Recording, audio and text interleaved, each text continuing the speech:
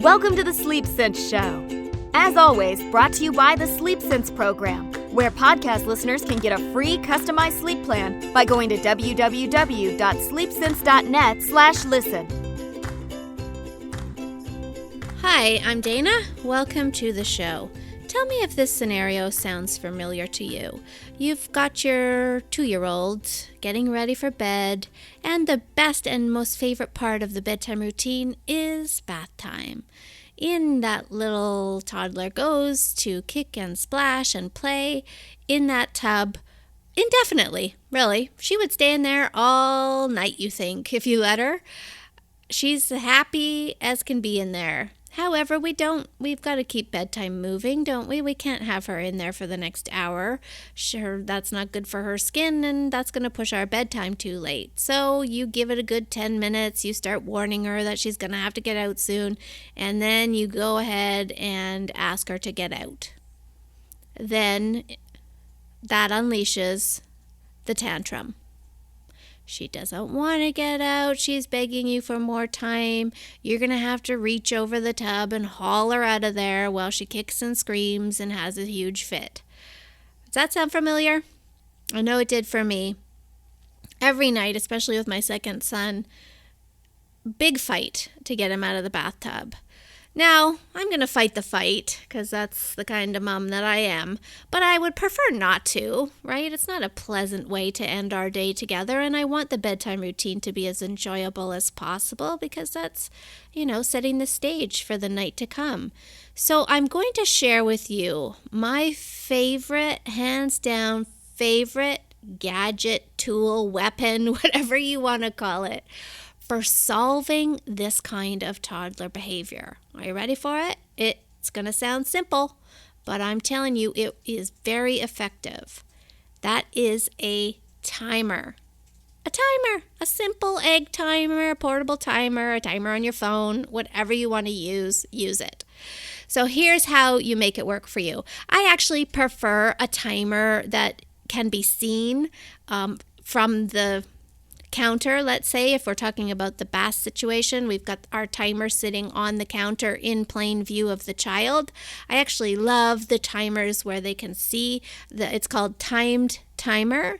It's my favorite of the timers because it's big, it's easy to work, it's still portable, but they can actually see the time going down. It's got a little sort of red dial so they can watch, right? It's a great way to sort of keep a toddler visually with you as he's watching this time go down. So timedtimer.com. Check it out. It's on Amazon as well. And you set this timer for, I say, 10 or 15 minutes is plenty of time to play in the tub. Any more than 15, and I'm worried now that bedtime's getting pushed a little too late, child might get overtired before we actually get to climbing in the bed. And that's something we really want to avoid. And so we're going to give him a good 10 minutes. Now you're going to have to set the stage and say, listen, we're getting out of this tub when this bell rings. End of discussion. Right?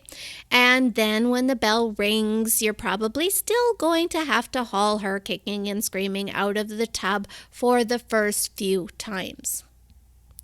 Now, why this works really great is because it takes some of the blame off of you.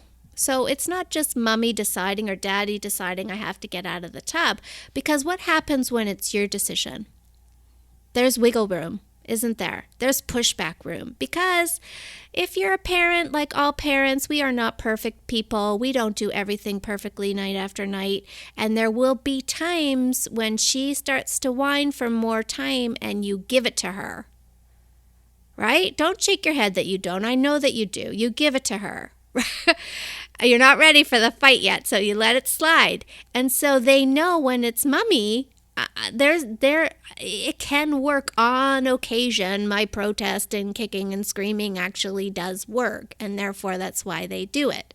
So a timer holds you very accountable to the fact that when this bell rings, we're getting out. End of discussion. So there becomes zero wiggle room in this scenario because it happens every time the bell goes.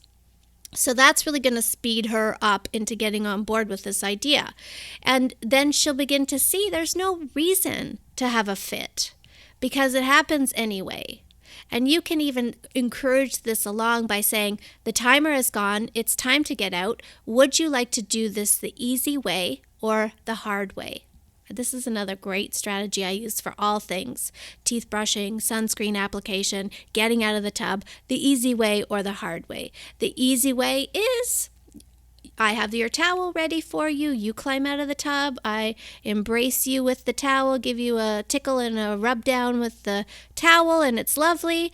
Or we do it the hard way, which means mommy reaches over the tub, has to grab you by the arms, haul you out of the tub while you cry and scream. That's the hard way.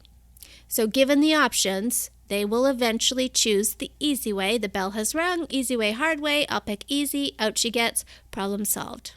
I'm telling you, it really, really works. You've got to be strict with it. You've got to hang in there until it works, but it works very effectively and very quickly. So now you're like, oh, this is great. I can't wait to try it. Where else can we use this? This is the best part. You can use it on just about any kind of behavior that you find is a pain point for you. So, for example, there was a time in my life where getting out the door in the morning was like, oh, I'll pull my hair out, horrible. Like nobody would get their shoes on. People are stalling. It's taking us 6 hours to get ourselves out the door every morning. So I started using the timer with my kids. I'd give them, 30 minutes and say, listen, we've got 30 minutes to get your shoes on, get your backpacks by the door, get your coats on, be ready to go before this timer goes off. Now, you can even make this work more in your favor by giving a reward for doing it and a consequence for not. Because for some kids, they'll be like, yeah, I don't care. We didn't make the timer. Big deal, right? What's in it for me? So you can make something in it for you. You can say, listen, if we can get all these things done before the timer goes off, when we get in the car, you can each have a graham cracker or something. Or you'll each get, you can each have your screen time until we get to the location we're going to. I don't know. You decide whatever your reward incentive is around this. Then there should be a consequence for not, right? Otherwise, again, what's the big deal for some kids? They're not going to care. So consequence could be, if you can't do it, then you won't get the graham cracker, or you're not going to be able to have screen time, or you're not going to be able to have that story that you're looking forward to, or whatever, again, it is that you can sort of consequence this. And that is a great way to kind of keep them motivated, focused on the prize at the end if they can get this done. Now, some kids just love the challenge of it, right? My daughter, for example, just loved the idea of conquering this task. She was racing with the timer, and it really motivated her just to win the timer. And some kids are going to be that way, but some won't. And that's okay. You just have to work around it. So things like that, it can be getting your dinner done in a timely manner. If you've got a child who just picks around at food for an hour or more, until you're ready to pull your own hair out, you can set a timer and say, listen, you have 20 minutes to get your meal done. When the timer goes, it's time to get down. This may take, again, all of these things aren't going to work magically the first time you do them. I hope you all realize that. And there's going to be a few nights where he's like, oh gosh, I'm getting down and I wasn't done yet. That's okay. That is really okay, and you're going to have to be okay with it. Because in order for this to work, you've got to mean what you say. So if you're getting down in 20 minutes, he will learn that the next time, if he's not done, he better speed it up. He's looking right at the timer. He sees how much time he's got left.